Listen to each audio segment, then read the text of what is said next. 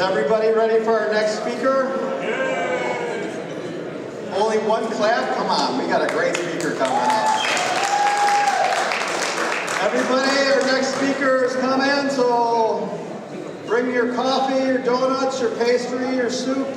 Come on in. We got liquor and beer up here. I guess that doesn't matter yet.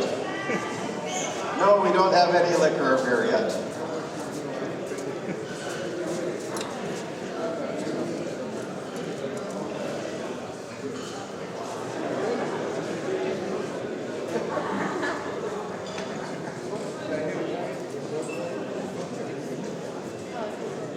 Everybody, come on in, our next speakers. Make sure all your cell phones are turned off.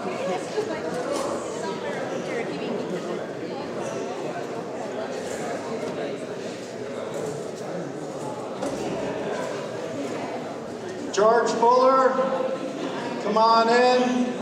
We're waiting on you.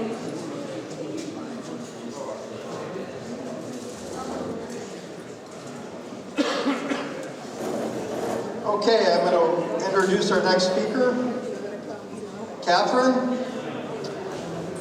has dedicated nearly 40 years of her life to the craft of architecture, with particular focus on log building for the past 24 years. It's been an incredible journey filled with creativity and challenges. Throughout this remarkable tenure, she has had the privilege of collaborating closely with Habitam, a partnership that has deepened her passion for this unique architectural forum. There, she committed to excellence, have made every project a meaningful experience. And as we talked about the conference, this is what it's all about. The architecture is in control of how long these buildings last, so let's hear it for Cathrin.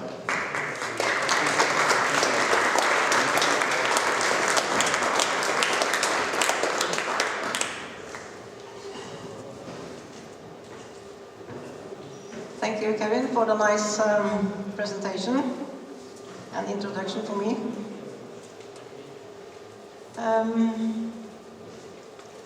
I am Cathrin Berg-Heggenes, an architect from Norway. I've been working with a lot of different things before I became this specialist for log buildings. So I will give you a small introduction for my journey.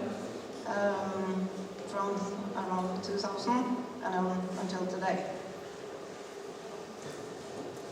I will tell you little things about myself, my company, Loft Company's connection with Habitam, and a little bit about the copy law that I think it's important, and also show you some different pictures from years 2000 and 2024, which have been a big journey.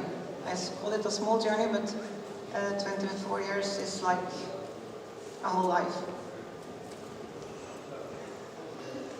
I turned 60 years some weeks ago. It felt terrible to tell you that I'm 60 years, but that's what I am. I wanted to be an architect for my whole life, actually. My mother had some books from school when I was about 7 or 8 years old, and there says that what do you want to be when you grow up, and he was an architect. Both my mom and my dad was quite creative persons. My father also wanted to be an architect, but because of the World War II he couldn't. So maybe that's also a reason why I became an architect, I don't know, but I really love my work. I started as a trainee with a local architect in my hometown, Gjøvik, when I was about 14. I was there every Saturday and some weekends, some holidays, and became a kind of potato, what you call it in Norway. I did everything, from small projects until bigger ones. So I got my education, partly from Denmark, partly from Norway. And after school, I returned to this small architect office. And I used to say that he have learned me everything that I can. We were building or making drawings for small houses, bigger houses, and small commercial buildings. And in 1997, my son was born, and when I came back to work after the permission, my former boss, he decided to quit his company, and suddenly I didn't have a job and what to do. Then I decided that I had to take care of my own future, so I started a small company for myself. And one day, one of my former clients called me and said, I have a great idea. I have bought a big area up in a place called Valdres in Norway. We have a lot of plots there. Maybe we should start a company and we can make cabins for Norwegian people. And he also invited me home to his house a few days after, because I was supposed to meet this Estonian timber or log builder, and this was Andros Brandli. So I have known Andros since about the end of 1999. So that's how I met Andros. And we started this company. We called it Baltic Trade. At that moment, it was not good to have a company called Baltic Trade, because there was a lot of trading with the Baltic countries. So we decided to rename it, and then it became Loftekompaniet. It's the name of the company. So that was around 1999 and 2000. I guess I have had a responsibility for approximately 650 buildings that Hobbiton had made for us. If you put that down to the amount of 25 a year, it becomes a lot, but that's the truth. In the start, we had maybe 25, 30 buildings a year, but the buildings were rather small at that time, or small, it was like from 90 square meters to 150, and the cabins have become bigger and bigger. So now the normal size, it's approximately 150 to 300. So it's huge buildings. And of course, we haven't built all the buildings that I have been making drawings for, because we didn't get all the customers. And that's also a reason why I put in this copyright law here, because I know that a lot of buildings that I made drawings for, other companies have built other places. So the smallest building we have built in timber, it's actually this outdoor toilet. I don't know what you know. Have you seen it for a Norwegian outdoor toilet? It's like 1.5 meter in a square, and you can go in and do what you have to do and go out again. It's rather small. And the biggest, I think it's a small eating place, a restaurant in Holden in Setesdal. But actually also, I think we signed a contract yesterday that will be rather big. Approximately 340 square meters on one floor. I don't remember how many kilometers that is, but I think it's about 30. Andros, can you help me? I think. Yeah. Okay. We also had a guy called Yul. He was from Canada some years ago, in 2006. And that's also the reason why Loftekompaniet, or I, with the help of Hobbiton, became a kind of pioneer from this timber frame building in Norway. And the best project? I don't know yet. We'll see. We started out quite hard. If you look at this grey, or this light grey house, it's actually my home in Gjøvik. The garage is from one of the satellites that I had earlier, but under the control for Hobbiton. And then the main building is of course from Hobbiton, and also the small building in the background is the first building that we made from this artificial kind of drawing. What do you call it? Dry. As you probably can see, I is a bit into the American way of building at that time. It's not a typical Norwegian house. That was in 2002.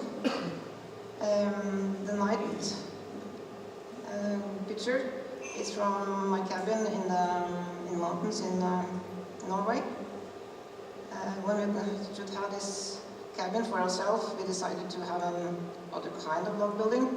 So the grey one is very traditional notches with Norwegian notch. The other one is more straight. If you look good, you can see this what you call sink in the middle, and there are no notches that are crossing; they are built in.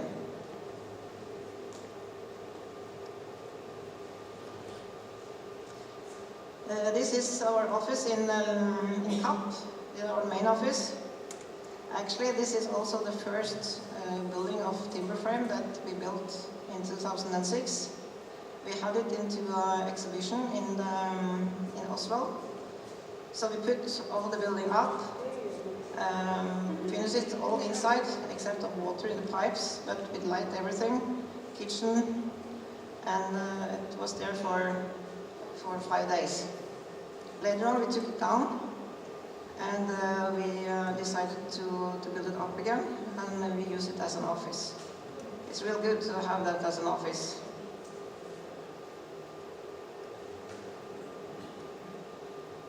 And that's the view from our office, so we are a bit spoiled. That's the Lake of Mjøsa, with the oldest dump, what do you call it? Steamboat, that you call it? Paddleboat, steamboat, yeah. Some of you have been on a tour with Andros today, or Melis, or some of the other guys. The first time, or the first office I met when I came here 22 years ago, they had a suitcase in this trolley. That was the kind of office. So I'm proud when I can say that I am also a part of building up this fabric, this area, because it's huge and it's very impressive.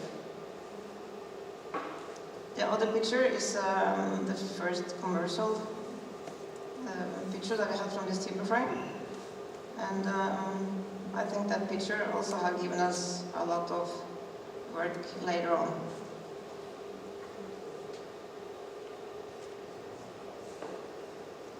As I told you, Latte Company are very close. We own a part of Hobbiton, and we have been cooperating the whole time. So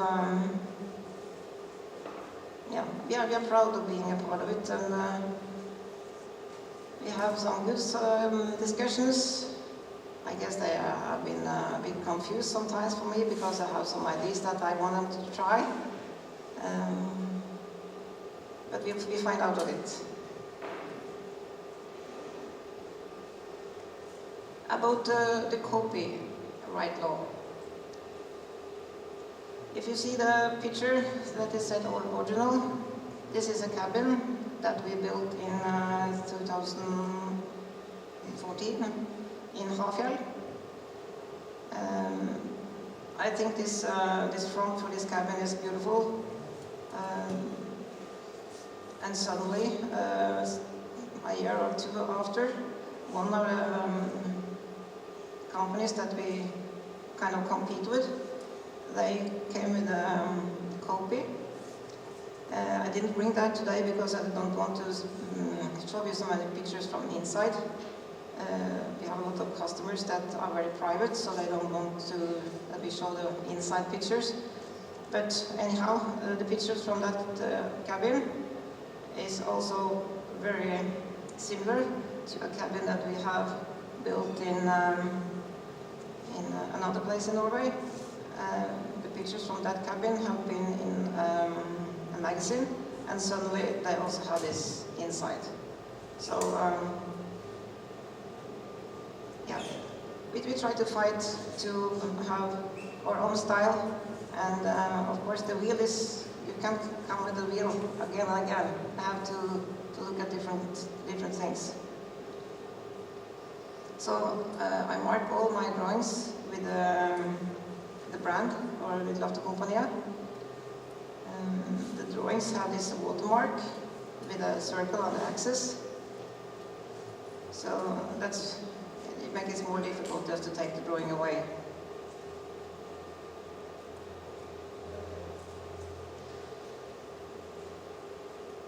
When I was a child, I was often to this outdoor museum, not so far from where I live. I have always been very impressed by these buildings that you have just built with timber. And when you come into the hole like this, into the fabric, and you can feel the smell of the wood, and it's made me kind of happy. So that I have the opportunity to work with timber, it's really nice. So when we started build these cabins in 2002, they looked more or less like the pictures I show you here. Almost everyone wanted black outside view, black timber. It should be white windows, and of course they have this soil on top of the roof, but they look more or less like this.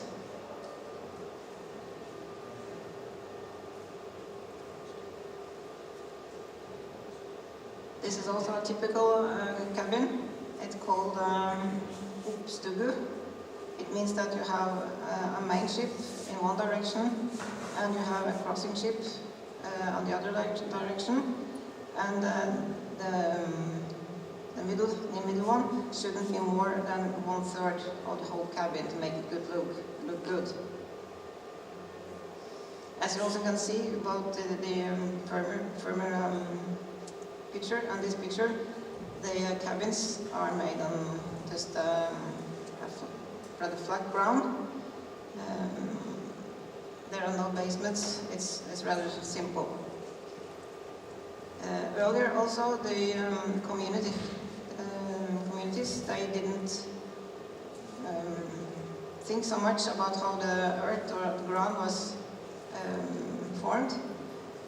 But later on, later years, it has been more and more strict how to make the ground. And that is also one of my biggest cases. When you are building something, you have to have the plot. You have to make the building fit into the plot, and have respect for the surroundings, and you have to make it look good. That's very important. I have many customers that often come with a drawing and say that I want this cabin, but we haven't bought the plot yet.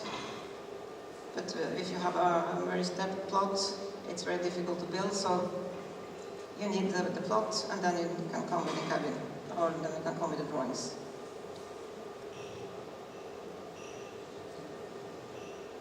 As I told you earlier, we started with this timber frame.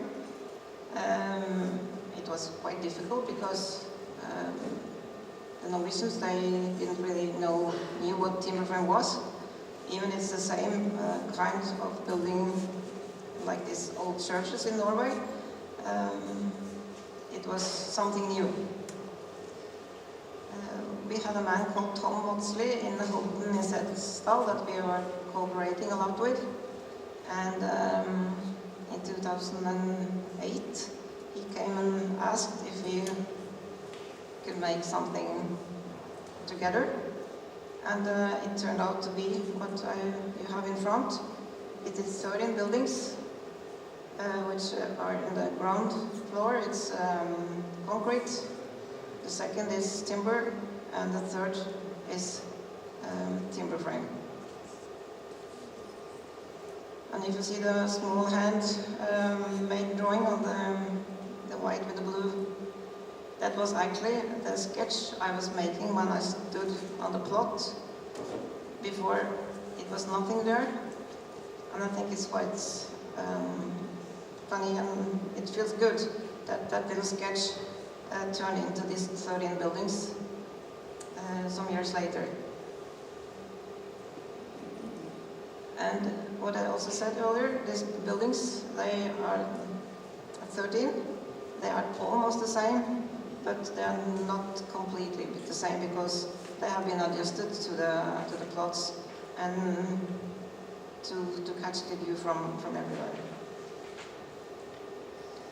The pictures are a bit small, but if you can see on the back, there are a small restaurant.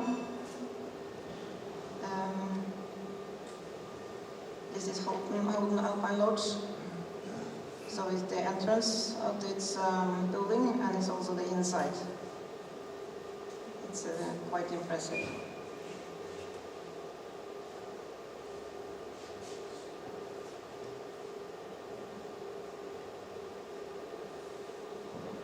After building a lot of different, rather small cabins from 2002 until 2012, 2015, we came into a difficult time. So this cabin, it's not with a digger, but the other cabin, we were trying to build as cheap as we could.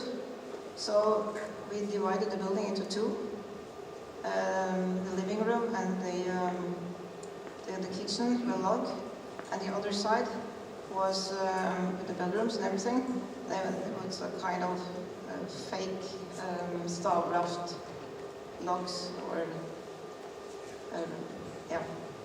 But 1.5 years ago, the customer from this cabin, he said that, is it possible that we can build the rest of the building also with log?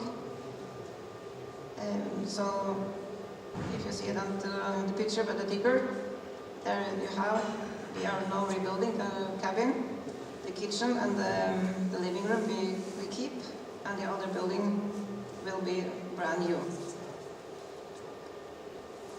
It will look more or less like this.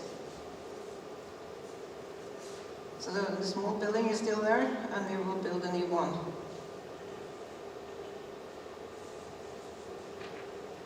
It's also a reason in Norway that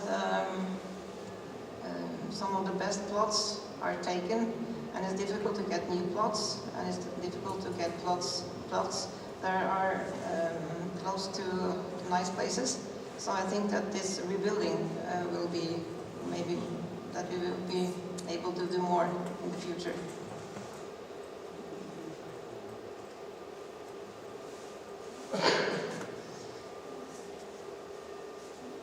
So going from being kind of normal architect, building small cabins from 90 to 150 square meters, suddenly we have been an entrepreneur that's doing everything. So this is a cabin we built in 2011,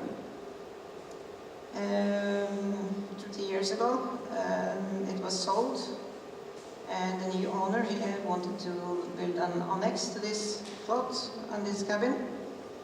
And we discussed where to build it, and we had some more or less good solutions with maybe just outside. But the owner, he wanted to go with this house shoe inside. So we started to dig, as you can see, close to the building, like 30 centimeters at the smallest. and we dig out the ground. It was scary days. We were afraid of if the cabin stay there or will it come down. So at the next picture you will see we have started to rebuild into the ground.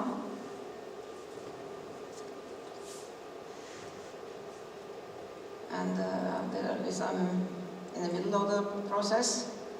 We have put up the logs and rebuilding the ground.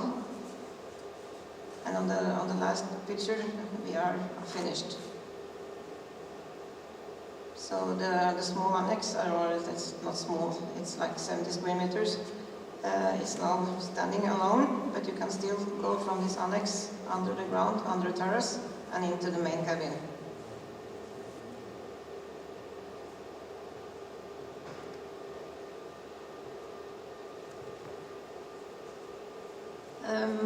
This is also a rather strange project, maybe. I remember I got to this plot. Me and my colleague Morten, we were drawing up there, and we were just asking where are the plot, because we parked the car, and from the road and up to the top of the plot it was like 12 meters. And you still have to park the car down on the road or your own plot. So it was difficult. How can we do this? But we started out. I made a drawing for the customer, and it looks more or less like an old barn in the shape. Kind of special windows with this circle top. I sent the drawings to my friend that are a landscaper, and he said that, but you need to have a basement here. And I said, I have a basement. And he said, you need a second basement. So actually there are four floors in this cabin. The black hole down is going to be the garage. And the grey part in the middle cover with some stone and plants. There you have the wardrobes and everything, and you still have the main floor. And the upper floor are the bedrooms.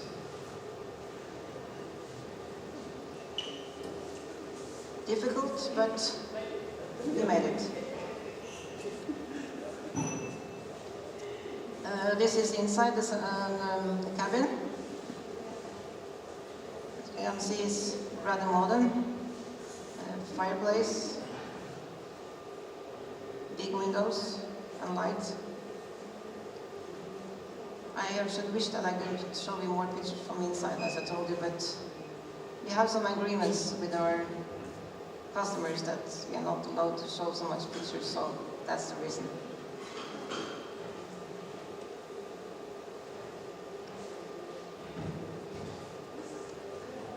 This is also another challenge for the Loftekompaniet. As you can see, it's a cabin, a rather standard cabin from Loftekompaniet and Hobbiton in the middle. The slopes are going around. But to get into the cabin, the owner of the cabin decided that he wanted a private tunnel to get in there. So if you can see the black narrow thing on the plot, it is the private tunnel to get in there. So you can go there with this. If you can go by yourself, or also for the snow cleaning and everything. This is space enough. But it was a challenge.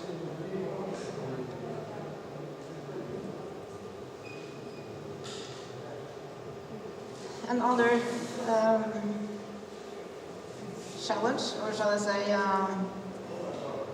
quite nice challenge, because this plot we were allowed to build 160 square meters. The outside, the footprint of the plot or of the cabin, but under the ground, it's more or less 250 square meters more. So we were working there almost a year, and we have cars standing there, 20 cars during the day, every day. And I guess that the natives were wondering what the hell are they doing with this cabin. It's just 160 square meters, but they never finish. But it was a lot under. So if you look at this stone facade down on the picture, we had to call it an annex for this plot because we hadn't more square meters left. So actually from the main cabin and down to this area, we had a stair down with the light, and we had this underground small wellness area. You have a small swimming pool, you have this jacuzzi and relaxing area under the ground.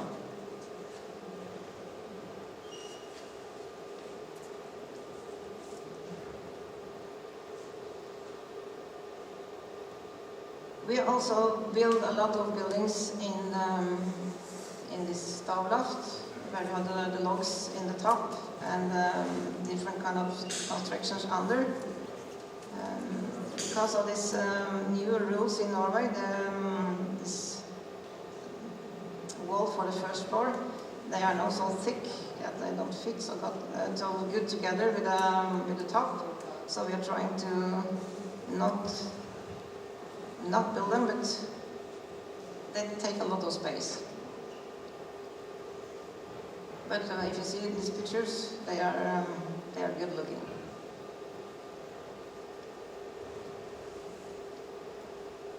My best building? I don't know yet. I haven't built it. I need to have a dream inside. I need to have some new ideas, some new challenge. And I promise you, Andros, it will be something that we can talk about later. We need to go in front. We went in front with this timber frame. A lot of companies come after us, and the next time we have to do something else. I think me as a person and of the company, we like to be pioneers. So we have not finished yet. If you like to ask some questions about me or my work, please do that. We can show you more pictures, but that has to be in private because we can't do it, as I said. But feel free to ask. And if not, I will just thank you for listening, and I wish you the best out of this conference. Yeah. How long do those grass rows last? The grass? The grass rows, how long do those last? I don't know. The roofing material. On the roof? Soil. Okay. How long does that last? No. You have to take care of it. Somebody, or most of the customers, they say that when you put the soil up, you don't have to do anything with it, but you do. You have to work with it as a normal lawn, or yeah. So we need yeah, maybe sheeps. Actually, I've seen that, but you have to take care of it, and it will last 20, 30 years, maybe. I don't know. It also depends on how we make it. Some companies have the big bags with just the soil inside, but if you do it the proper way with 2 layers of soil from the ground, so it's much better. It's just cosmetic or helps with the building somehow? The soil? Cosmetic? No, it's a tradition in Norway to use it. So it's helping somehow the building or just because of the It's a tradition, but it also helps the building because when you build a log building, you need to have a certain weight on the roof or so it can shrink. So it's much better to have a heavy roof, and soil is heavy. But in Norway it's very normal, and if you also see buildings from afar, it looks good because they go into the nature.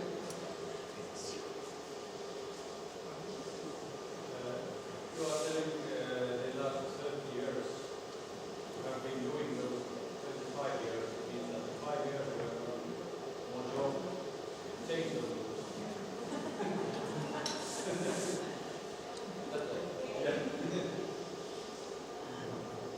Or is it really been changed after 30 years? Have you seen it? You mean that the buildings? Yeah, that have been the grassroots.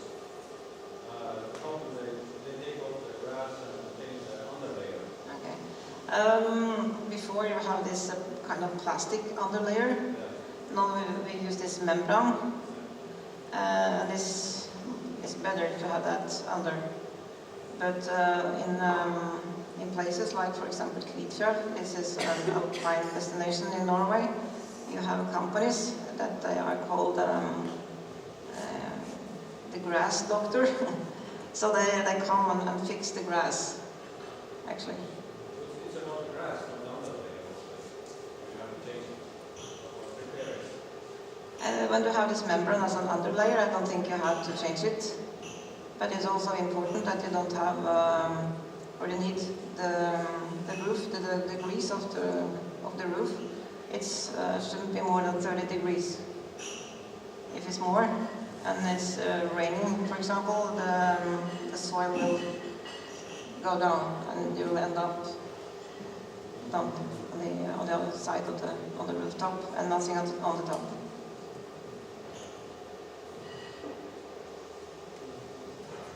I'm a bit surprised that all you are asking about is the grass on the roof.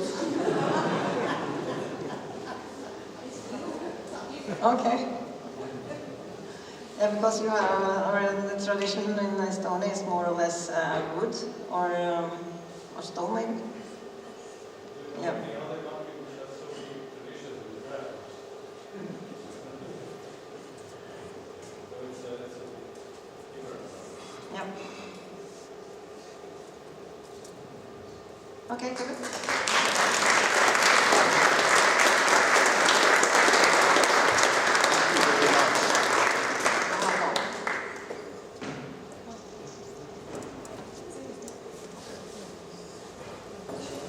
Okay, our next speaker, born in Sicily, Renata carries a rich heritage of Mediterranean and European culture in her DNA. Despite her Western roots and upbringing, she has embraced Japanese culture for over 3 decades of education in her career. This fusion of contrasting worldviews has shaped her into a flexible, open-minded professional, navigating multiple environments. With degrees in Japanese studies and politics of Asia, Renata has worked in different sectors across the UK, Spain, and Japan, from private industry and government and nonprofits. Renata will be introducing a report about Japanese log housing and log buildings across the world.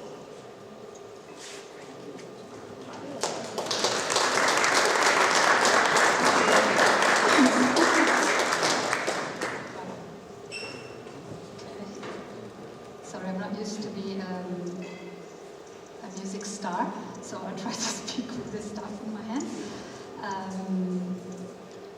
Do I press this? Okay, there it is. Okay, thank you very much for being here, and thank you very much, Annika and Eva, for inviting me to this impressive conference here in Estonia. Something I would never have expected a year ago. Today I will be talking, I've actually been asked to speak about log houses in Japan from a social point of view, which helps me a lot because I'm not an expert in log houses. Sorry. Is it? Okay. So I will briefly speak about the history of log houses or log buildings in Japan. then talk about log houses, log buildings in the Japanese housing context, including climate, politics, and demographics.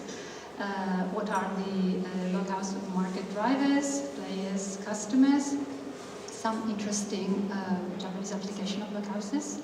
And by the time I get to the conclusion, I hope you don't have any question to ask, so I will go back to my seat.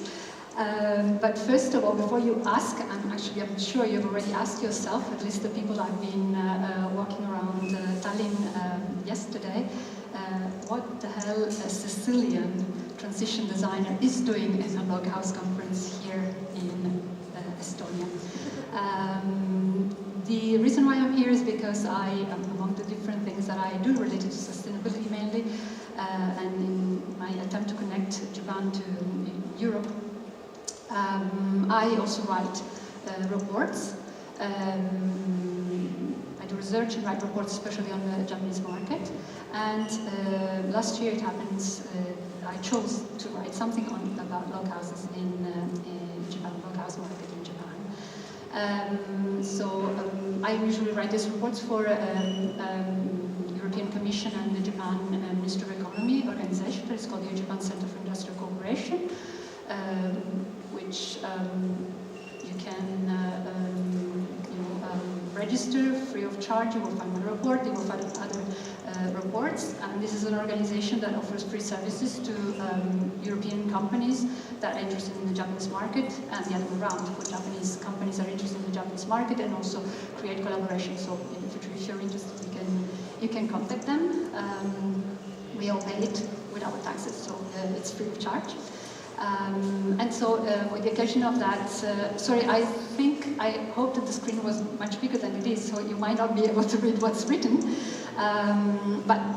With the occasion of that report, I got in contact with Good House Estonia, because apparently it's one of the few log house producers that have their website and all of information in English. I don't speak Finnish, even if it's apparently the same linguistic group as Japanese, apparently, or maybe not.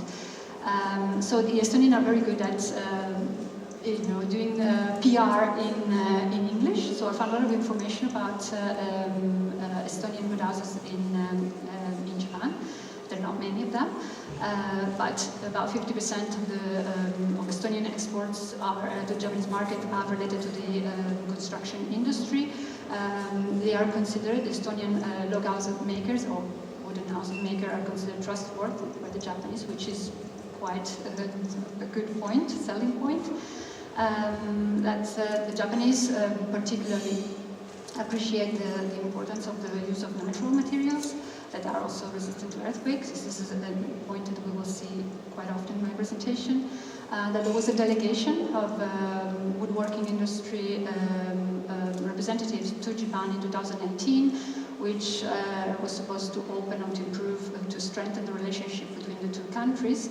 And apparently, on that occasion, the Japan Log House Association became a member of Wood House Estonia, and the other way around. But since there hasn't been much collaboration going on, unfortunately. And I also learned that Palmatin wooden houses is on the Japanese market, has been on the Japanese market for a few years, and other makers as well. But apparently, with the COVID, they came out of business. So basically, this is my relationship to Estonia and the reason why I'm here today, because Annika went through my report. She found it very interesting. She said, "You have to come to our international log house conference in Pina." And I said, "You must be joking. I'm not an expert in log houses." That's what I'm actually looking for. Someone who doesn't simply talk about log houses. I said, "Okay, if you are sure that you want me to come, I will."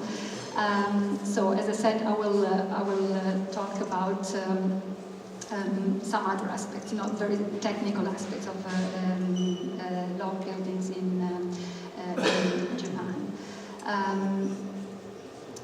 First of all, Douglas, earlier, he has already cheated on my presentation. He's already stolen part of the information, because this is a picture of the Shosoin, the Todaiji Nara.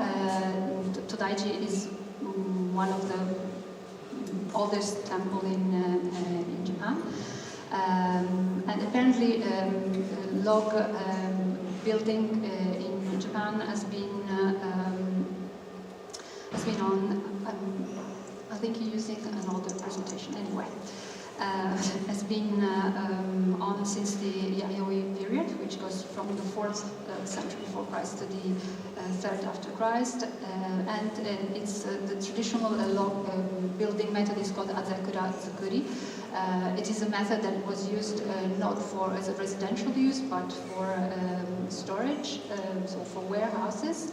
And 3 azekura zukuri buildings are still visible in Nara, one in the Todaiji and 2 in the Toshodaiji, and they are from the 8th century. Other buildings there are also storage houses that are considered to belong to the log house system are the seirogura. These are made of sugi, so Cryptomeria, it's a type of Japanese cypress, which has the characteristic of very absorbing humidity during the summer. So one absorbs, the logs absorb humidity. They grow and they make the juncture between one log and the other very tight, and so they doesn't let humid air access the building. And with winter with very dry air in Japan, they shrink, so they allow for ventilation, and in this way they somehow protect the content. So this is the traditional material that was used to build these warehouses. Some architect friends of mine said that it's absolutely nonsense, it's a plan to compare azekura zukuri to modern log house constructions, like saying Ming dynasty porcelain is similar to IKEA teapots. But it's just to say that the Japanese have a very long tradition as well, like Douglas was mentioning, that around the world log building have been existing for many years. This kind of structure was abandoned during the 17th century, and they passed to the use of those also buildings made with mud brick because they were considered safer in fire. Unfortunately, they are using an old version of my presentation. It doesn't matter. In any way, proper style, what we consider today to be log houses, accessed Japan in the 1970s, with the booming of outdoor activities in the country, and also with this passion for anything that came from abroad. And the traditional way of calling them is marutaboya, which is more like a cabin, or log house. Well, I'm sure there are more information that I will be able to give you, but let's go to the second topic. Before we talk about log houses, I think we need to briefly put log houses into the context of housing in general in Japan. On the left of this picture, you see like a traditional city center. I think this is Kanazawa. So traditional housing in Japan is made of wood, so the reason why they use wood traditionally in Japan is because timber is a very accessible material. 65% of the Japanese territory is covered with forests, and so timber was abundant, very easy to access, to obtain, and also because local wood, particularly sugi, hinoki, is very apt, as I just mentioned, to the local climate, which is extremely humid, very hot in summer, and very dry and cold in winter. Also because wood is very flexible, and as you know, Japan is an earthquake-prone country, so they wouldn't just collapse. Try to adjust them. We're quite flexible in earthquakes, and also because local wood has special designs or properties that are mold and pest repellent. So after the war, up to the beginning of the 1960s, about 94% of the Japanese housing, especially single houses, were made of wood, not log houses. They used the zairai method, which is a traditional method of building houses. This number of houses had fallen to about 60% in 2018, but the majority of the Japanese prefer, about 80% of them prefer to live in wooden houses if they have the choice. Nevertheless, Japan has a self-sufficiency ratio for timber of accessibility in the country of only 40%. Which means that they have to import 60% of the wood that they use in the construction industry from Europe and North America. And this became a major issue, even if, the problem had been known for many years. The Japanese government hadn't really taken any action to try to sort out this issue. Because forestry and agriculture in Japan are not, the Ministry of Forestry and Agriculture is not a very strong ministry. They have very limited resources, and they prefer to invest the resources in other sectors, even if they have primary resources. As I said, 65% of the territory is covered with forest, but these resources are not efficiently used. But with the wood shock of after COVID-19, with the booming of the construction industry, domestic housing prices raised over 3%. So the Japanese government suddenly decided that they had to do something about it and increase from 40% to at least 60% their self-sufficiency in timber. More information here is about how, as I said, so wooden houses were the traditional method of building houses. However, after World War II, because of the 5 years of bombarding, after World War II, also there was a radical change in the social structure. The population moved from the countryside to the big cities, post Tokyo, Yokohama, Nagoya, etc.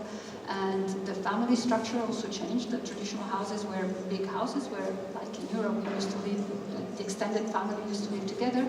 Then from the late 1950s, beginning of the 60s, there was this huge migration from the countryside to the big cities, and there was a huge shortage of housing. So the Japanese government had to build this multi-stored, cheaply built condominium, they called danchi. That became also like a symbol of the economic growth in the 1960s. The housing shortage basically lasted till the late 1960s, and since then the housing stock has been growing, overcoming the number of households. At the same time, we have a population decrease now in Japan, very slight population decrease. So nowadays there are enough houses for the population, but now we have the opposite problem, which is the so-called Akiya phenomenon. So there is a 14% of empty houses in Japan, that which reached basically at the end of 2023, there was over 9 million of empty houses. This is due to many reasons. One is that people that 50, 60 years ago moved from the countryside to big city had left the family house empty, and so no one is caring for them, looking after them. But at the same time, it's because there is a very low occupation rate of old houses. So the second-hand housing in Japan is only about 15%, which is, I think, in Europe is 70-80% in United States. So the government policies are changing, shifting from the quantity of building that they were built after World War II to the quality of the building, and also to promote the use of existing structure. This is also to meet their Paris Agreement and other factors that we will see later on. I had an updated version of my slides, but anyway. As we said, as I just mentioned, so there are many akiya, and the population in Japan is decreasing, and what's this most serious problem in Japan at the moment is the growing aging population. We have about 30% of the population is aged 65 years or older. This is the highest number of elderly in the percentage in the world. The second older country is Italy, which has 24% of the population, so you see the gap. And there is a very large number of people that are aged 80 years plus, like 12% of the population, and 92,000 centenaries even. The elderly, of course, get retired, and they spend more and more their free time at home. So for the Japanese government, it's become a priority to provide a healthy environment for their elderly. So basically, since the beginning of the year 2000, 2003, there was they implemented a regulation, especially around about the sick home disease, so preventing the use of many chemical products, so that indoor environment is healthier, and in this way they can keep their elderly away from public structural hospitals, and they can safely live at home and a healthy third age, which means that they retire in Japan around the age of 60, so it's like 30 years to spend as healthy as possible. Now let's go specifically to the log house market. Japan is one of the growing markets for log houses in Asia Pacific region, together with China, Korea, and India. We couldn't find specific data because we tried to contact the Japan Log House Association, but they didn't reply for some reason. But from other data, we found out that there are about 35,000 units existing in the country. There is more or less 1,000 new units built yearly. There are two main drivers that are changing the perception, and also they are driving the growth of the log house market in Japan. One is the changes in the customer perception of log houses, and the other one changes in the Japanese logs. First is in Japan, like in other countries, log houses are seen as healthy houses, environmental friendly. They satisfy the needs of people that have increasing ecological awareness, that they consider to have a low carbon footprint, they are energy saving, etc. But at the same time, there have been technological improvement in the sector that has allowed for log houses to be more suited to the needs of the local population. There has been innovation in design, cost reduction, and also there have been social changes in Japan. Well, maybe 30 years ago, a normal Japanese would not buy log houses, also because it looked very different from their neighbor's house. But there is an increasing sense of individuality. So the Japanese, if some of them like to live in a different house, they would not think that is too strange to buy one. The other important aspect, the driver in the growth of the market, is the revision of the building standard code and the log structure method. Until the year 2000, 2002, log houses were, because they were made of wood, were considered by the Japanese law as dangerous. So they could not be built in densely populated areas.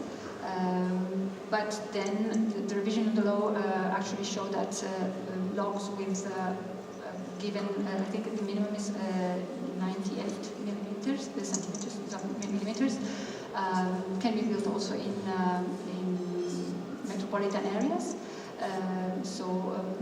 They meet the fire resistant performance certification required by the Japanese government. Has very, very strict rules.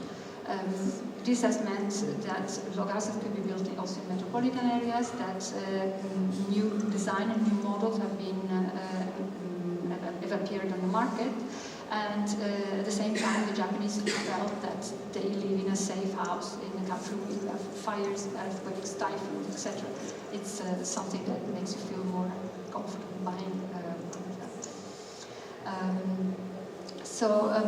in the countries, there are at least 85 established companies that are spread through the country from Hokkaido to Okinawa.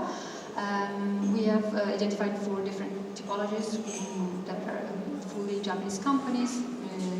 Japanese companies that import and also make their own log houses, and also foreign brands that are incorporated in Japan. The majority of log houses are imported from Canada, US, Sweden, and Finland. And this is because, well, of course, because they have a tradition, of course, of log houses, but also because there's a strong belief that because the trees that are grown in this country, that the trees that grow in this country, that are very cold countries, are much more resistant to the cold weather, so they are the best possible material to stand, especially if you want to build a log house in Hokkaido, it's like 20 centimeters, 1 meter sort of cold, and go below 20 degrees. They're very resistant and good for the climate. There are different Japanese makers. We have checked all the customer websites, and some brands are more popular with customers, some others are more popular with specialized magazines because of their technological innovation. So, for example, the 2 pictures that I've chosen for the presentation, one is the Kominka. Kominka is like a traditional house in countryside, sorry, a village house. That is quite, used to be very popular, but people don't live in Kominkas anymore. But this is very Japanese style, even if they use modern technology. And the other one is by Isuzu, a company that makes off-grid log houses. So this house is completely independent. They use locally made and locally consumed energy and other sustainable features. But my personal favorite log house maker in Japan is this company. It's called BESS, which is actually the largest, the longest established log house maker in the country. They hold 60% of the market, and I think this is not only for the quality of their log houses, but I would say particularly for their philosophy. Their mission is to deliver users happiness, and as the sign says, they've introduced something. Oh, this is a mosquito. They've introduced something very new in housing in Japan. The concept of not simply living in a place, but enjoying your life in that place. So the banner from their website said "Sumiyori Tanoshimu." So rather than simply living in a place, enjoying it. And also these slogans are very interesting, like the concept of accepting comfort, but also at the same time enjoy inconvenience, because through these efforts of adapting, adjusting, and humans have become stronger through the centuries and millennium, and so also discomfort is important to progress. This is something that is connected to one of their models, which I personally found very interesting, but also I checked different feedback from users and from bloggers, etc. And it's called the Hodo Hodo house, which is a moderate house. There is a very Japanese feeling of comfort, but at the same time modesty and moderation. And I quote here the words of the CEO of this company, Mr. Futaki, which by the way, futaki means 2 trees, so in his life he was destined to work with wood. He says that Japanese society has progressed after World War II, and in the last years has progressed a lot. It's become a very developed country, but when progress advances too much, you lose in your culture. So efficiency is good, but at the same time you miss sometimes in beauty. And the concept of hodo, according to him, so moderation stays in between the excess of sensitivity and the excess of reasoning. And he wants this house to transmit this, and he said that he hopes that this house and the concept also of hodo becomes used in like an international word like other Japanese words as umami or omotenashi, etc. What's also interesting about this company is that they have created a very a good community of users. They have very nice showrooms, and also they do a follow-up of their customer, which is not just after sale looking after the house, but also in supporting the creation of a community of like-minded people, people that share the same values. If you really look at their customers, you really seem very, very happy and very different from traditional urban jewelers in Japan. This connects also to what Japanese customers usually look in their own housing. In a poll that was made by the Ministry of Land, Infrastructure and Transport in 2018, the main issue, the satisfaction rate of their house owners in Japan was the lack of consideration for the elderly, the sense of safety and in earthquakes and typhoons, lack of sound or thermal insulation, so basic elements of a house. But in particular, as we said, like almost 50% of respondents said that the housing wasn't traditional. I mean, normal housing in Japan wasn't planned to think about the elderly. And as we said, there is a growing number of elderly in the country, so this is a major issue. On the other hand, we find in specialized magazines that exactly these elements are what log houses provide and offer better to their users compared, let's say, to concrete or steel modern housing. So they have excellent sound absorption, they are resistant to fires, they have a superior capacity to use control, and also they are considering, I mean, this ultimate healthy house is something that we find in websites, so it's a selling tool for their customers. So for customers, we're not talking about log house makers, but specialized magazines. So if you really want to live in a healthy house, you have to buy a log house, so according to these specialized magazines. The fact, for example, that logs are just assembled, they didn't use any very impacting coating or material or glues, other than just the basic chemicals that are required by the strict Japanese government, means that the house creates a very nice, healthy environment. And at the same time, in this specialized magazine, you also find elements like the regular need for maintenance of a house sold as a selling point, in the sense that it's not that you just have a piece of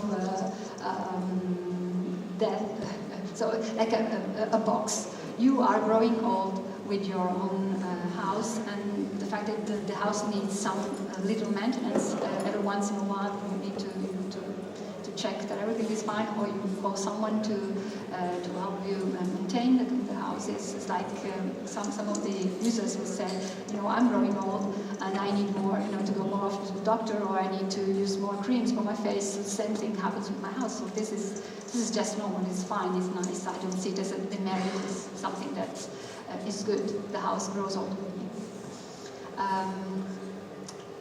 So now I will just introduce some, sorry, the quality of this picture is not very good. Anyway, I will introduce some of the application of log houses in Japan. Apart from, so in the last few years, especially, as I said, after the changes in the law, while before log houses were seen as mainly fancy besso, so holiday resort for wealthy people or for people that people that love Western style housing, they have become increasingly a choice for primary residence, for people that enjoy doing outdoors, that are interested in DIY, for family with children, and people that also live in big cities that have some economic, financial margin, meaning that you need to have some space with your house, your neighbor house, which means that you need to own more land, so you have to have more money for that, and in big cities, land is much more expensive. We also find exotic hotels, holiday resorts, but also increasingly log houses are used as cafes, restaurants, community center, kindergarten. In the latest version of my presentation, there was a very nice picture of a kindergarten that has won some awards a few years ago. Also, there's this annex, and I don't know if I can go back. Hopefully we can. Yes, this, for example, the Imago is a torera house, so a trailer house, and this became very popular during COVID-19. People would just grab the house, the wheels, and go to the countryside to get out of the big cities. And this mini log houses is a series of log houses also that become very popular, because people took advantage of the restriction during COVID-19 to build that small annex to their houses, and these were easy to assemble, not very expensive, and as I said, become very, very popular. I will also like to mention here two interesting applications that I found maybe very Japanese. On the left, you have the Kleingarten. Kleingarten, there must be some German around here. It's a system of communal gardens that became popular in Switzerland and Germany at the end of the 19th century. So you have like a communal garden, and in this village, they tried to use the empty land because there are lots of youth that leave the countryside and move to the big cities. There's also a population decrease, so they thought that the level of the community to attract new residents by lending out empty land that is owned by the municipality, having it cultivated, so transformed into gardens, and at the same time offer this housing that you can rent for a maximum period of 10 years. So there are many people from nearby big cities like Kyoto, Osaka, but also as far as from Chiba, that move here. They have to actually, by contract, they have to use the land and cultivate their own garden at least once a month. And the idea is that once they've rented and commuted here for 10 years, then they decided to move into the village. So create this exchange of information and interaction between local residents and outside people. And they decided to build log houses here because they had lots of wood available in the area, and wood also would not be too different from the traditional housing nearby. The other example is an example from a company based in Fukushima. It's called Daitech. They won a prize in 2012. This is a very important design award, the Good Design Award in Japan. They won it for their kasetsu jitaku, which are temporary housing. One of the objectives, for example, of the Japan Log House Association is that of providing wooden log houses for victims of earthquakes, tsunami, or typhoons, or any other huge natural disaster. So So this company provided hundreds of log houses rather quickly after the tsunami of 2011. And I've visited normal shelters in the Tohoku area, which are made of steel, or I don't know what kind of unnatural material is required to live there, and people live there like between at least 5 years, up to 10 as well. They're very cold in winter, extremely hot in summer, and they're really, I mean, of course it's better than living outside, but I am sure that the quality of life of people that were lucky enough to be assigned a log house as a temporary shelter has been much higher, much better. Okay, so we are at the conclusion. I love this picture. These are some friends of mine. They live in Tono, and they are the main reason why I decided to write a report on log houses in Japan. They lived in this very cute, small two-story log house in Tono, in Iwate Prefecture, for more than 20 years. They love their house, and you can see how happy they are. And so I believe that log houses are lots of opportunities in Japan in the future, as I said, because different technical features that they have, but also because they are very apt for the aging Japanese society. They provide a healthy living environment with psychological sound for children and for the elderly, and so basically they provide what on one hand the Japanese government is looking for, and on the other hand what the Japanese population people is looking for. I think I'm done. Thank you. Thank you.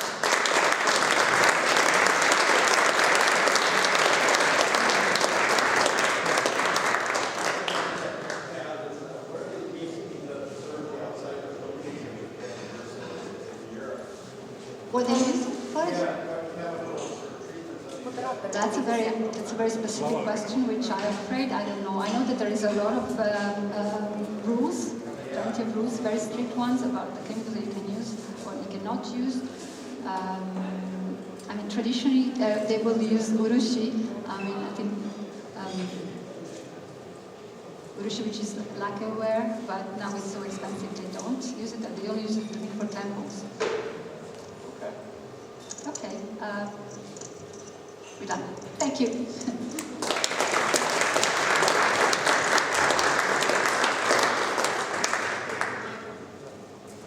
Microphone. Can you hear me? Testing 1, 2.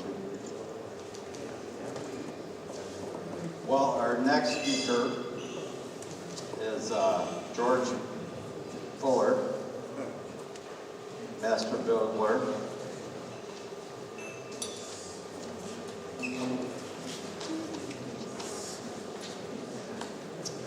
Where's George? Oh, there he is. 10 minutes too early. 10 minutes? You're not ready? I can introduce you for 10 minutes.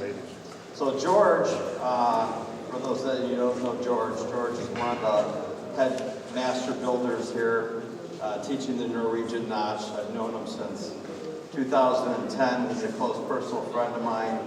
Master skier, just traveled all over the world skiing. One of the things that people don't know about him is he's a master dancer, the tango. So it's like when I was speaking here in 2010, George and I took his car, went across the Baltic Sea in the trucker's ferry, and then we drove 8 hours to his house in Littlehammer, Norway, and was listening to tango music for 8 hours straight. And he was surprised that I didn't complain. But George has so much knowledge. I can't wait to hear him speak.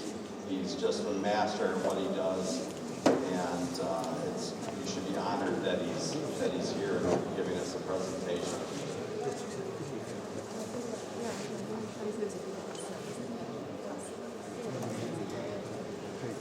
expert in the Norwegian notch, and he's from England.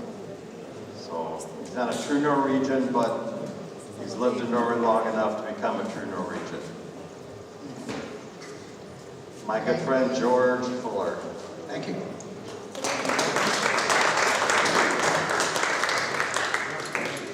Okay, ladies and gentlemen.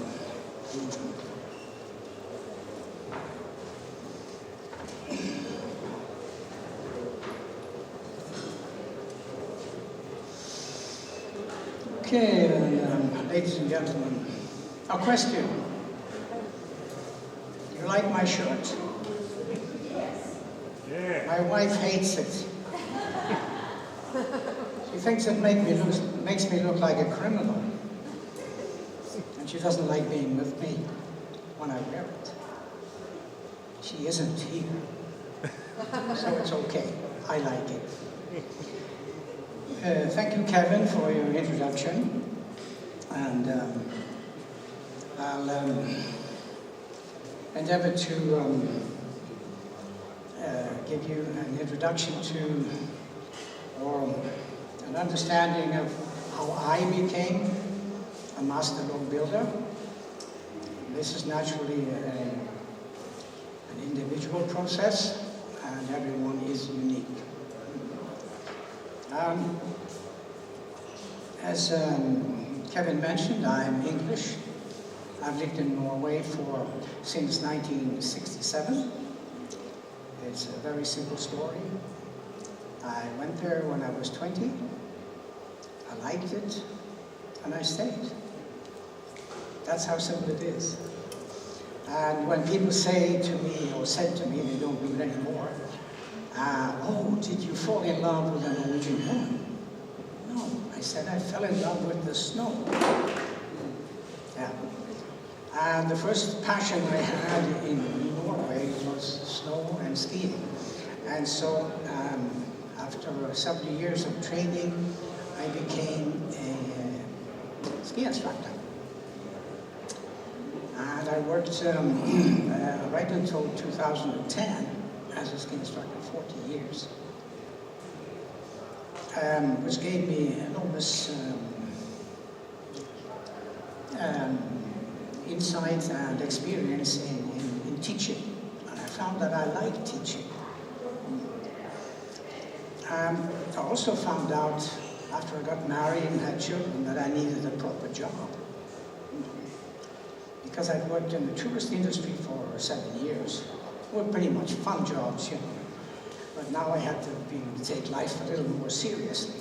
So I decided I would go into carpentry. This I did because I wanted to combine ski instruction and carpentry. I could combine both of these professions in Norway. Skiing in the winter, teaching, and doing carpentry in the summer. This was before I discovered log building. I'd seen all of these buildings around me in the town I live in on my travels in Norway, and I admired them, and I thought it was all history. I really didn't develop a passion right away for log buildings. But when I became a carpenter, I was suddenly in a position where I was in log buildings doing carpentry. I couldn't do the log building. So my interest was aroused at that time. And now I'm talking about 1978, 79, 1980, around that time. So, do I press the top one or the big one? Big one. That's it.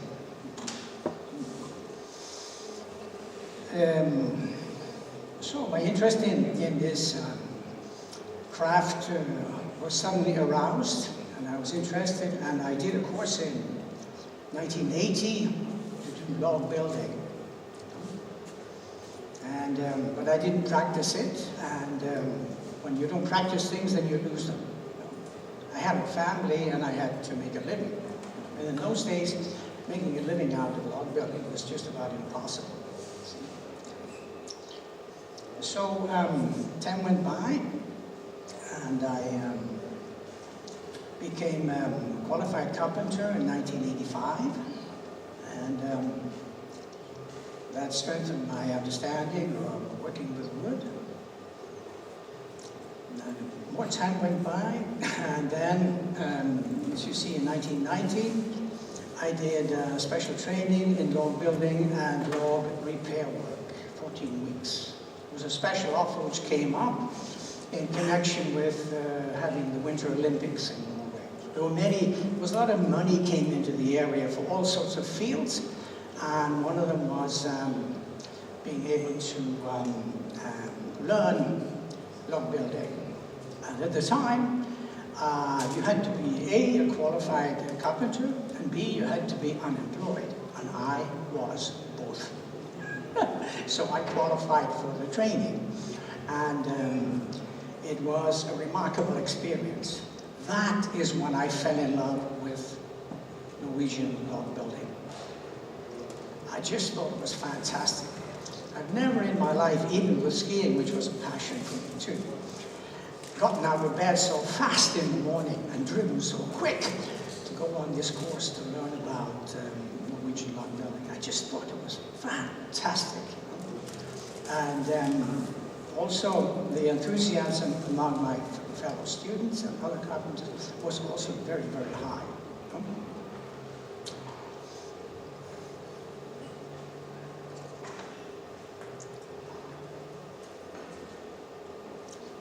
So this is what the group looked like, the people I trained with. Farthest on your right was the instructor. Actually, I talked to him just a week ago. He lives nearby where I live. And this training was done in the Gudbrandsdal Valley in eastern Norway, which is north of the town of Lillehammer, where I live, and where I've lived most of the time. I've lived in Norway. So the guy with the red shirt on the right, on your right, he was the instructor, a Norwegian guy. And can you see me? I don't have a pointer, so I can't show you. It's naturally a lot younger version than today, and I had hair, you know. If your eye follows 1, 2, 3, 4, 5 from the right, that's a guy with a white shirt, with hair. That's me, okay? And the little guy, the child, he wasn't one of the students, by the way. We were on a field trip. On that day, we were actually, this is the best group photograph I have from my training. And we were on a field trip to visit a company called Malmlaft, which was one of the best companies we had at the time in Norway. So that's why we were all sitting down and relaxing. We were just visiting this factory.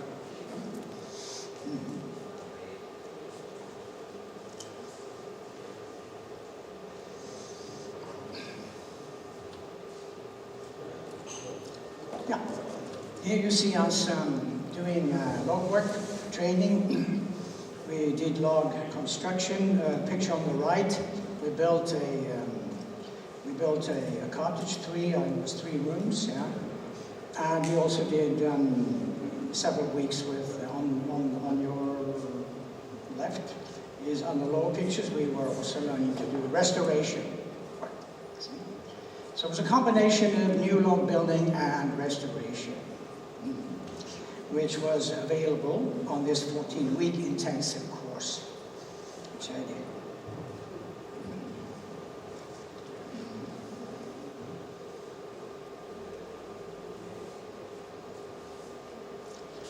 This is the type of repair work which I took on after I did the course.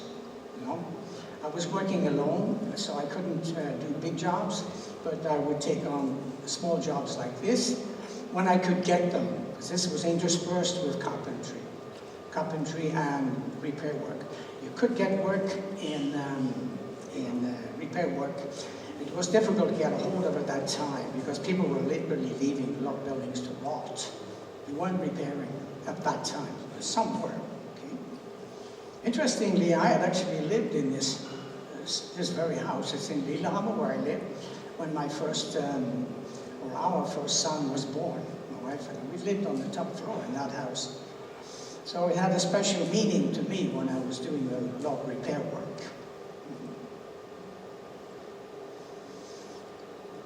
This was a different type of a small job which I took on, and the owner of this small stubbe, as it's called in Norwegian, or storehouse, he said to me, please change 4 logs. Change, you have to repair or change 4 logs. After I changed 11, I stopped counting. That's what repair work is like. And if you think that looks like a simple connection, it isn't. See? So, this is touching into repair work. And also I got a very special contract a little later on, working with massive logs. I met a guy who wanted to learn log building. He had bought this factory, 800 square meters, and he collected these logs over a period of, I think it was 5 or 6 years. He had people in the transport industry, and if you had a big log in Norway in those days, and I'm talking about in the 90s, if you had a big log like that, it would be sorted out by the lumber industry and sent to make paper. They made paper with it because it was too big to fit in the production. So this guy had smartly been able to collect many of these logs and save them from the paper mill and create a 100 square meter cottage with it. And those logs are 40 centimeters wide, and they're between 40 and 60 centimeters high. So I trained him on this building. I did the first floor, and I trained him on this. He ran out of money. And then he did the rest himself, second floor and all the carpentry.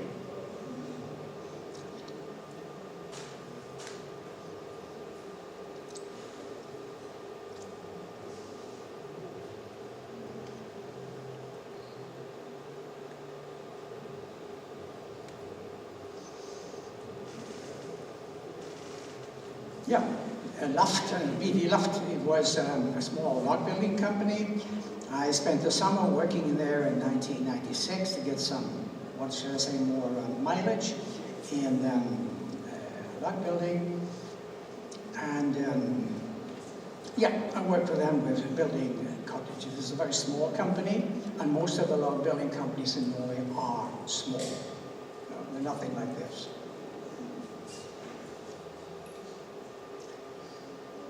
Here's a picture from one of my courses, which I started my school for log building in 1997. It wasn't an immediate success. You know, it was difficult. I figured I was a good craftsman.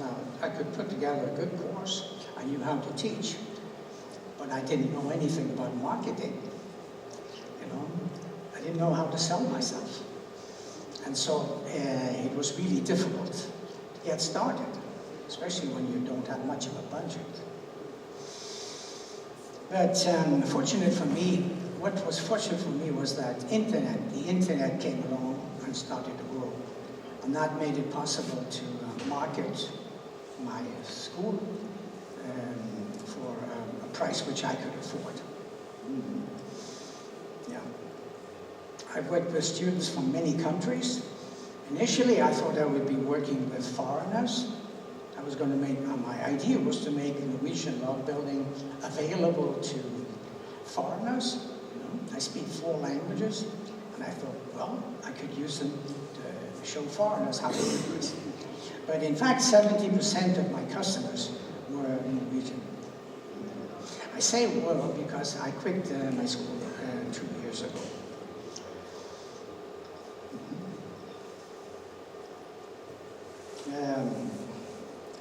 The bandit with the red hat, that's me. And this was teaching a course with round logs.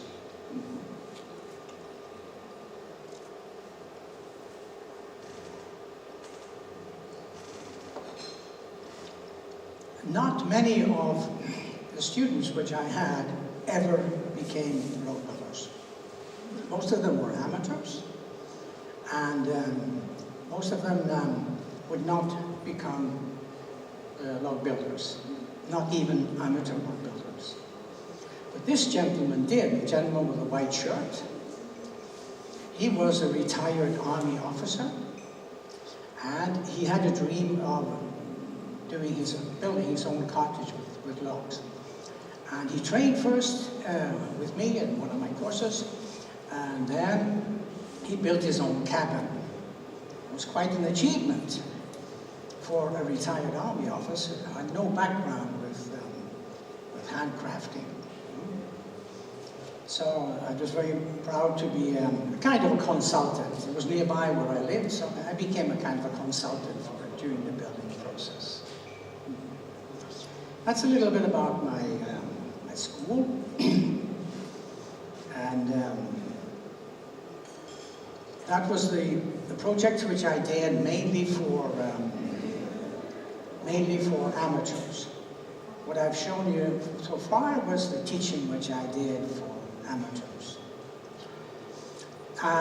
This did not comprise the majority of my work for a 10-year period. That was when I was actually approached by companies in Russia, Estonia, Ukraine, Lithuania, Poland, and France to help them with factory startups. That became my main job for a 10-year period. Anders today mentioned 2008. All of you remember the credit crunch? Well, it really hit the industry really hard, and we all remember it. And I do also, it was tough for me because suddenly no more companies wanted to learn about log building. They want to start it. So I worked with these companies, and it could be up to 3 contracts doing log building, teach them how to get the factory moving, on-site training in Norway, and quality control. As time went by, quality control became quite a large part of my work.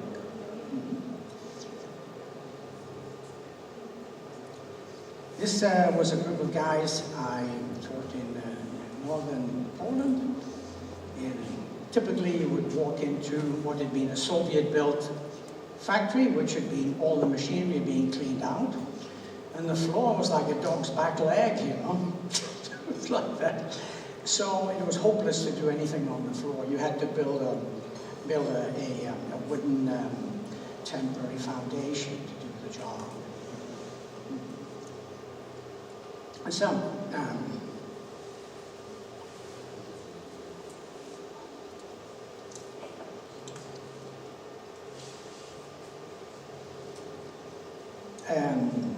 I did a lot of training in Russia, and this is a group I taught in a place called Yegorevsk in Russia in 2006. And yeah, it was an interesting group to work with. So I don't know if anybody in the audience recognizes somebody here. I don't have a pointer, but the guy in the front is not Estonian.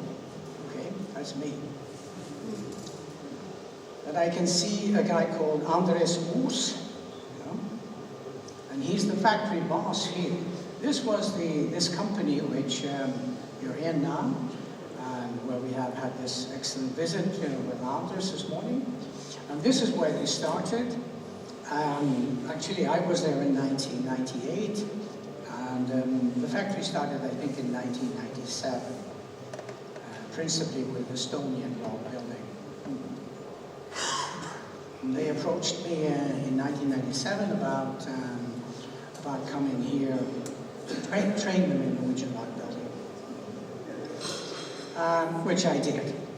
And it was great fun to meet these young people who I could see immediately they were this young generation of Estonians who were building up their country after the Soviet era. And so for me it was a great pleasure to help. Thank you.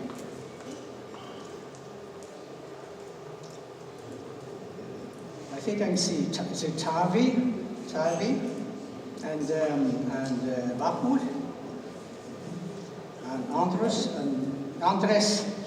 No, I don't remember the names of the other guys, I'm sorry. So it was what we can call humble beginnings.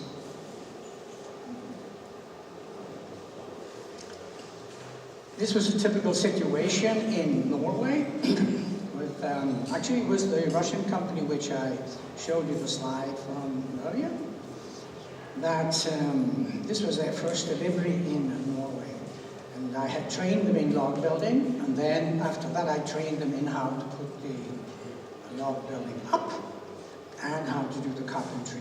That became an integrated part of my work.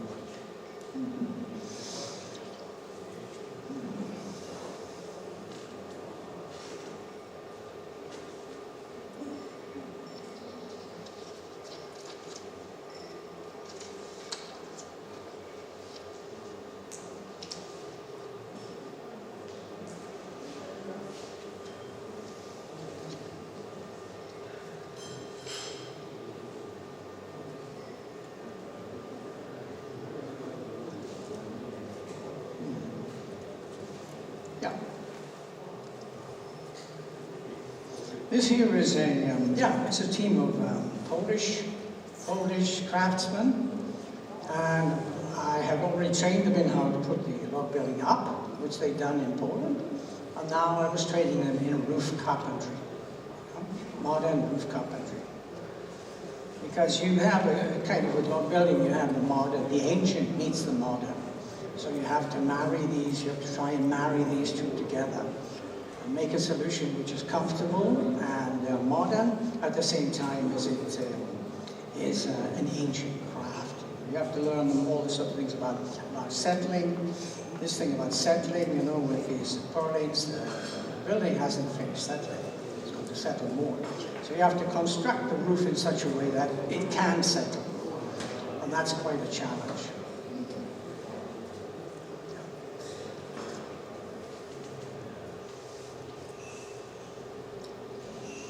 This is quality control, which I did in Russia. And again, as I mentioned, this is the type of work I did quite a lot of.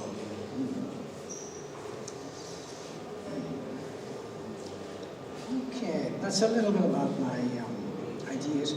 I should mention that I was invited to come here to hold a speech about making and becoming a master log builder. I'd like to inform you that no such title exists in Norway. There is no such thing as a master log builder. You can become a carpenter and a master carpenter, which I am. But master log builder does not translate.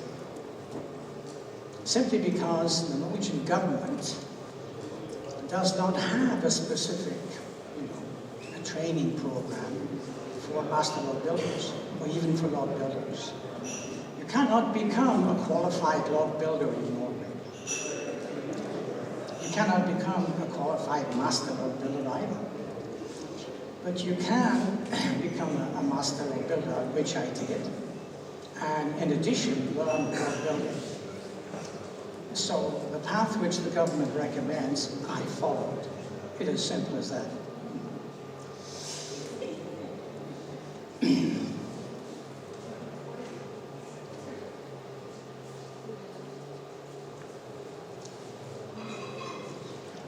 Okay.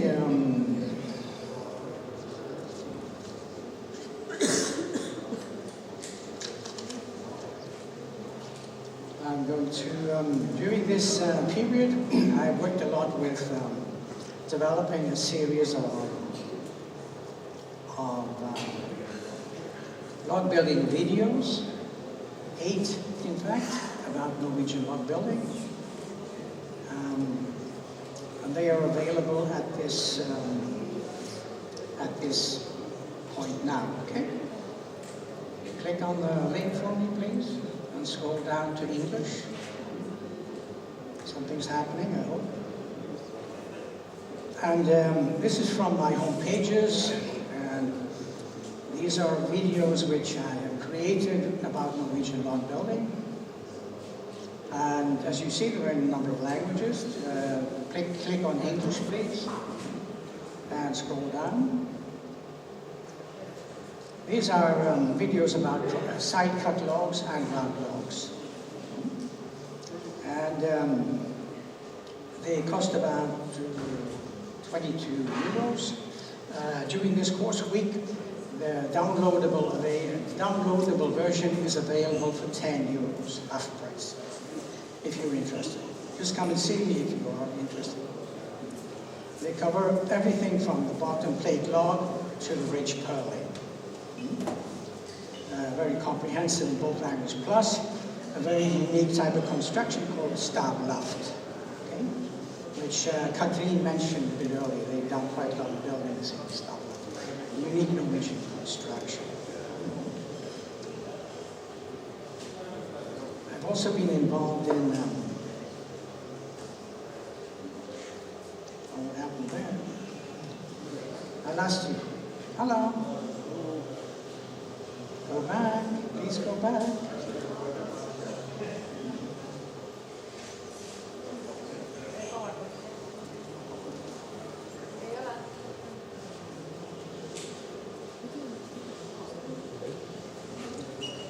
Yeah.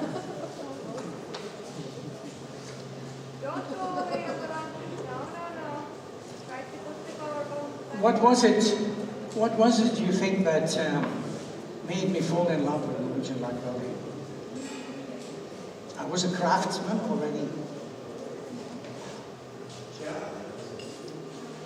This book, by which our good friend Mr. Reed talked about earlier today, was written by Herman Phillips, who was a German-speaking guy, and it wasn't Germany he was from, but this book is one of the best we had about log building. And he traveled all over Europe, studying log building to write this book. Incredibly comprehensive, and I recommend it as well, you know, as Douglas. And this building, which you see on the first page, he chose to put a building from 1445, which is in the museum up the road from where I live. I'll be taking Kevin to see it on Monday. He chose this because he was really excited about Norwegian log building. And I understand him 100%, because I still am, as he was till his grave. You know, I have to do a little bit of promotion for Norwegian log building. So this is the reason why I absolutely fell in love with it. So Americans talk about a framer and a trim carpenter. You know, the trim carpenter who does the fancy bit inside. We think, you know, that Norwegian log building is like trim carpentry. It's the fine stuff, you know. It's for the connoisseurs, the experts. I've also been involved in developing a scriber. I got frustrated because my sources I was buying them from dried up. So I got involved in making a scriber with 3D printing, you know. I couldn't get them from abroad anymore, so I designed this, and I got a guy who's an expert to make it himself.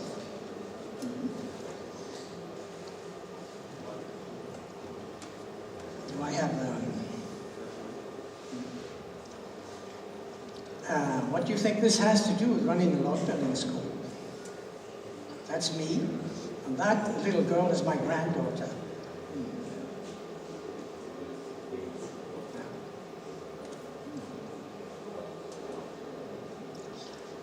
it doesn't really have a lot to do with log building, but it does have to do with instruction. And that meant when I started my log building school, I had been teaching for 27 years. So it was second nature to me. Thank you. I have a movie. My good colleagues have talked a lot about log building. I decided to spend the second half of my lecture by showing you Norwegian log building. So relax, sit back, and enjoy the movie. Thank you.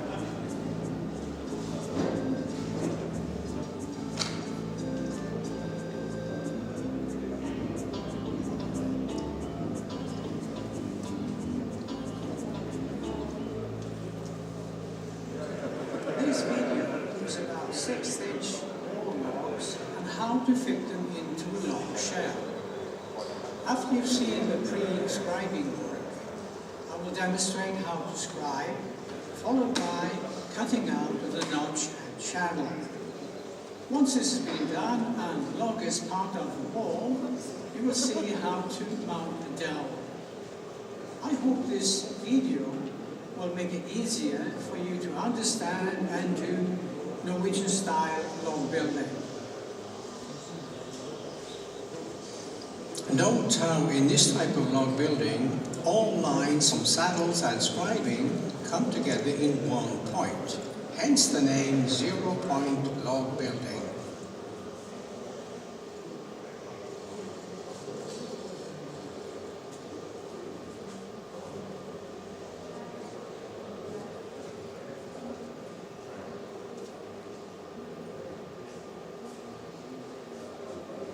The chosen log must be 50 centimeters longer than the wall it will be fitted to.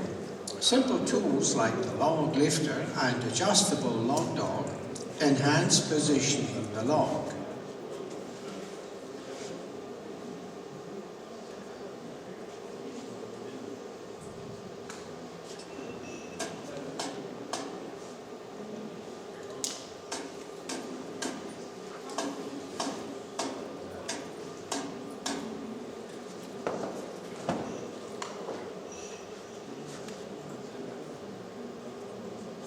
Use your ruler as shown to establish the distance between logs. This should be the same at both ends.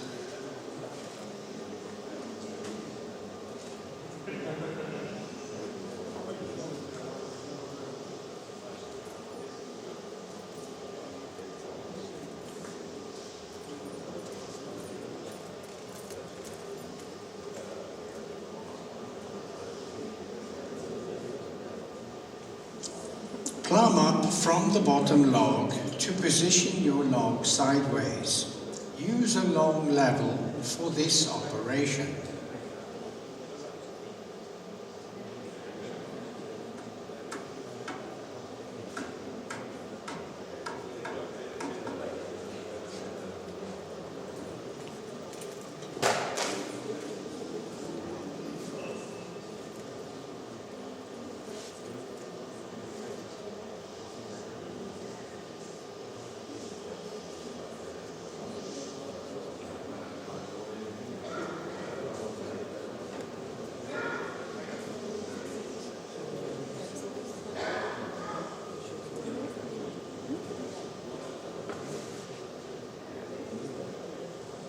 Before scribing, plumb up from the inside of the bottom log. Mark top and bottom of the flat log side. Do this at both log ends. You need these marks later for saddle markup.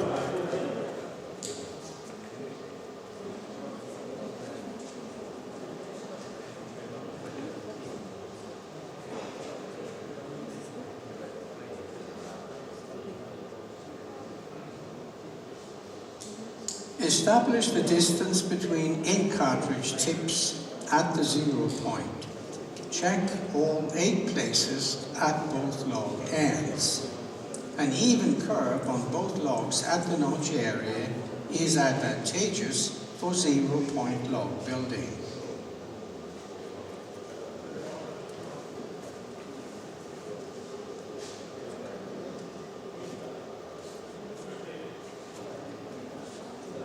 Check the scriber levels and, if necessary, adjust as shown. The board must be plumb. This is called calibration.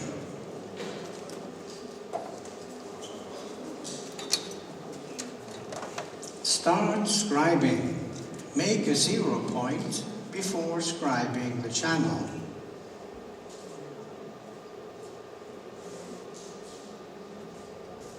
Rotatable pen holders make scribing the notch easy. Start at the center of the lower log and scribe towards you. At the lower log saddle, make a 0 point on the upper log.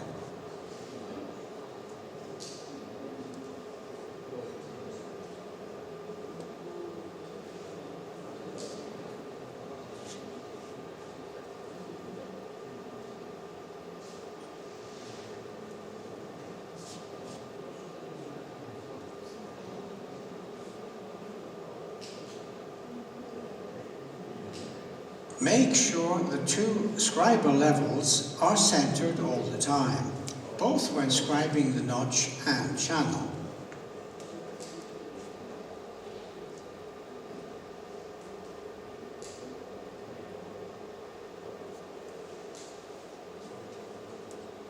Where cracks in the log side make scribing difficult, insert wedges as shown and cut them flush to the log surface. Use a little wood glue on your wedges. Sometimes it is necessary to remove wood from the upper log's underside at the 0 point area. In this demonstration, I am using a 5-inch angle grinder with a P16 abrasive disc.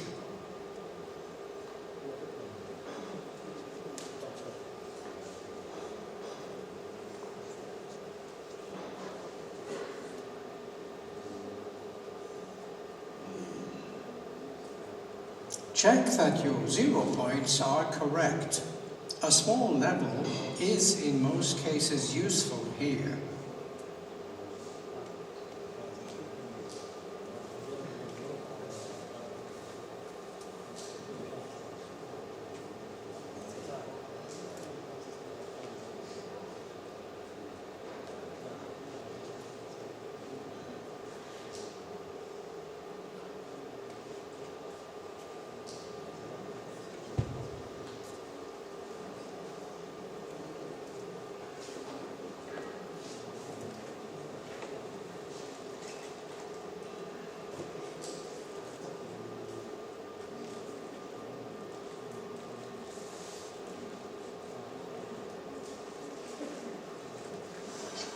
I will now demonstrate how to mark up and cut out the notch.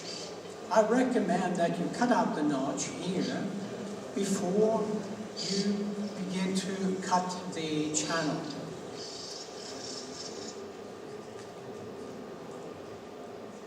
Mark all 0 points well. Place your ruler on the plumb line. Mark the log at the ruler end and at 29 centimeters. Draw saddle lines as shown.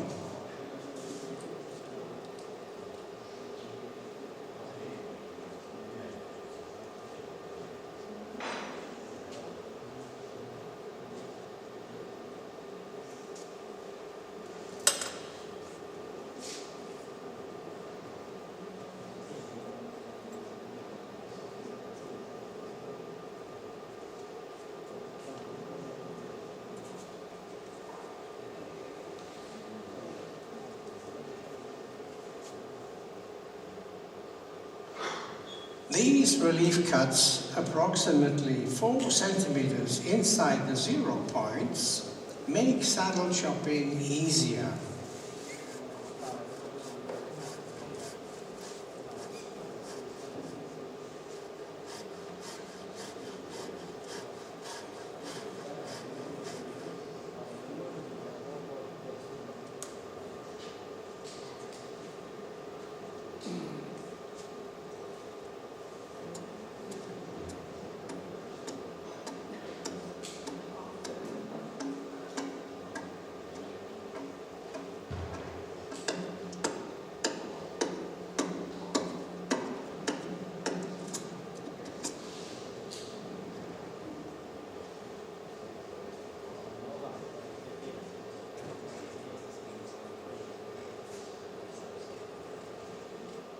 Draw a cut line with your pencil between 0 points and mark the block bottom on the flat surface created with your axe.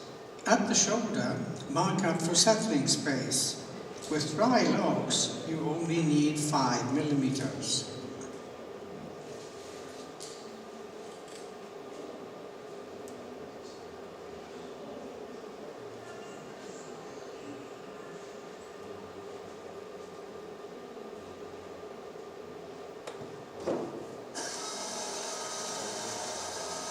If there is a knot in the saddle area, I recommend this method for cutting the saddle.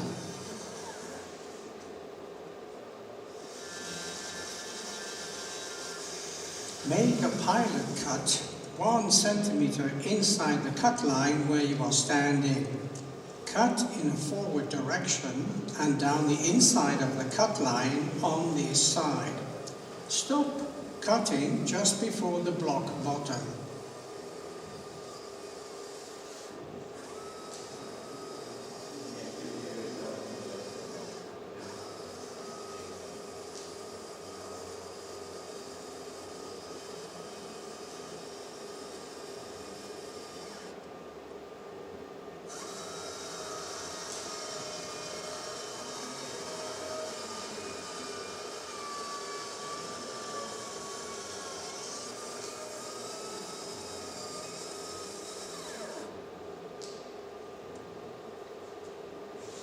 Now I change sides and cut the last 2 flats inside the notch. The net result is 4 flats and is a necessary component of the Norwegian block notch.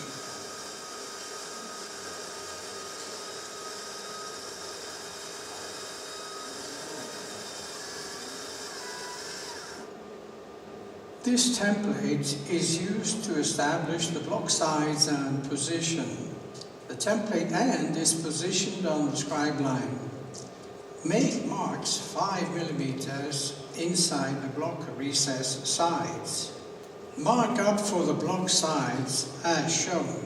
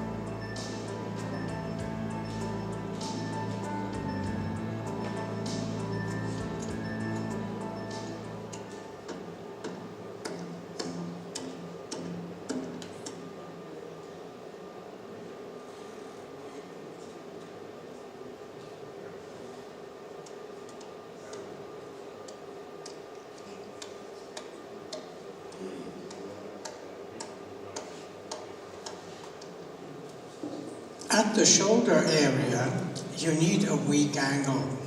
Here you can see 2 of the 4 angled flats inside the notch. I will now demonstrate how to cut the channel. There are 2 different methods depending upon whether you're cutting outside or inside of the notch. I will now demonstrate both methods.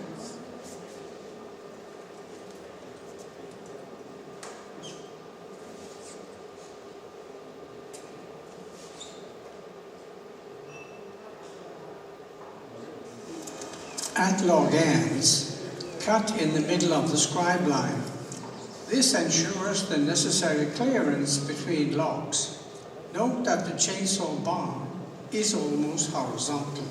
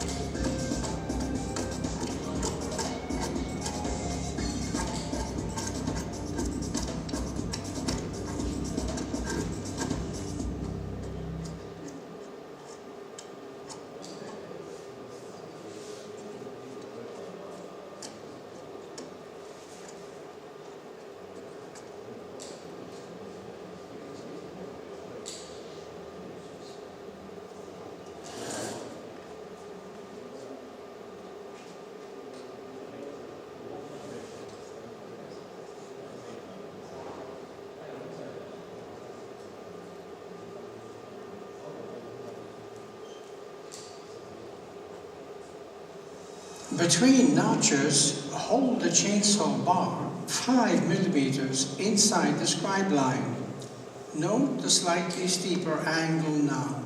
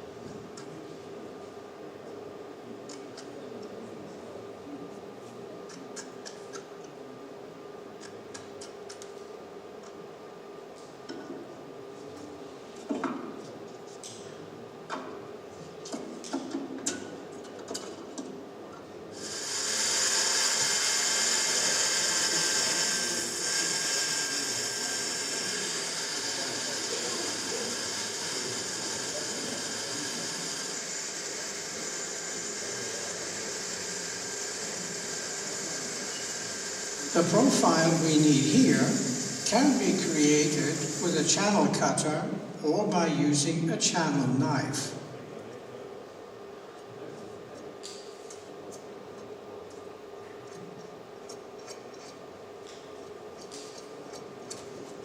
The scribe line must be sharp and the profile concave. The channel should be no deeper than allowing room for your little finger underneath as shown. There must only be contact log to log at the scribe line.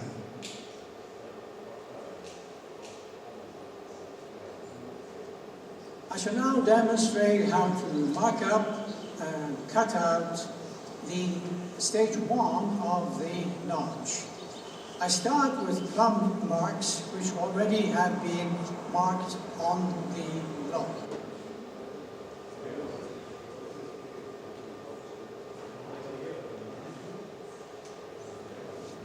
Between plumb lines, draw a notch perimeter line over the top of the log.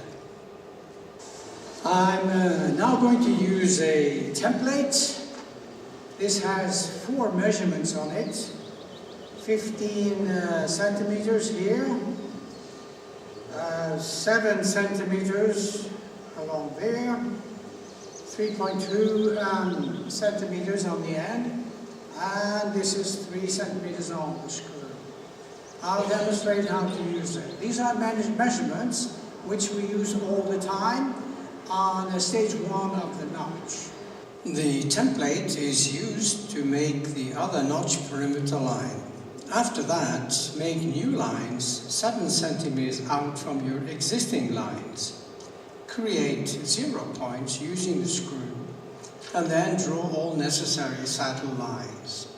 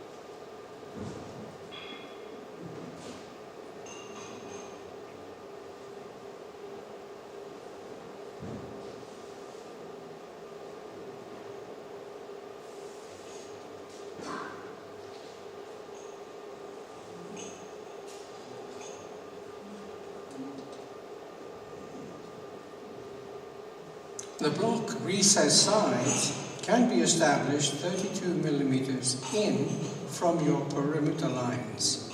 The bottom of the block recess is half of what remains over the shoulder.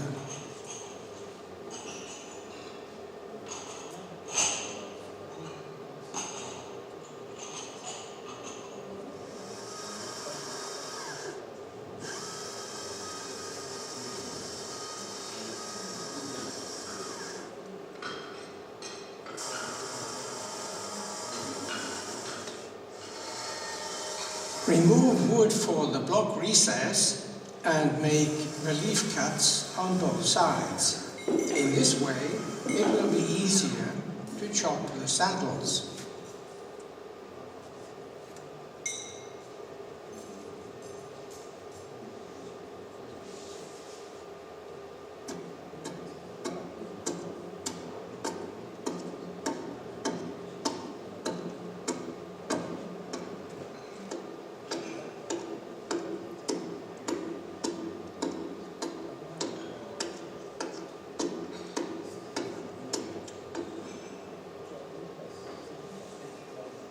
Between 0 points, the saddle surface must be flat.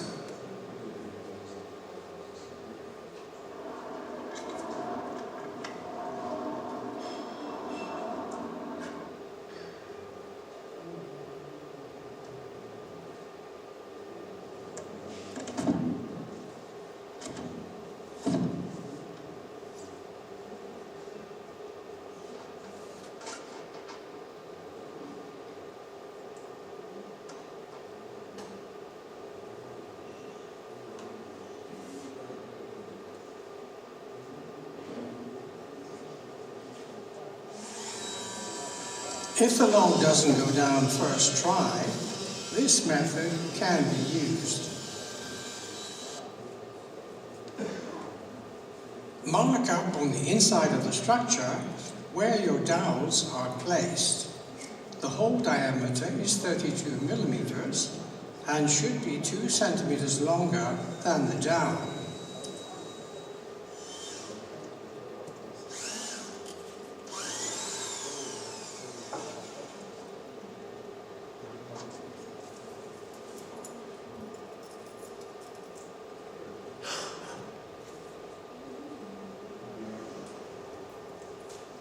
Insert the dowel.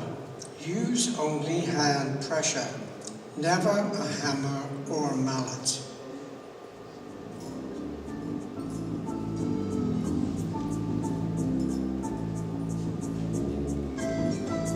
Thank you for your attention.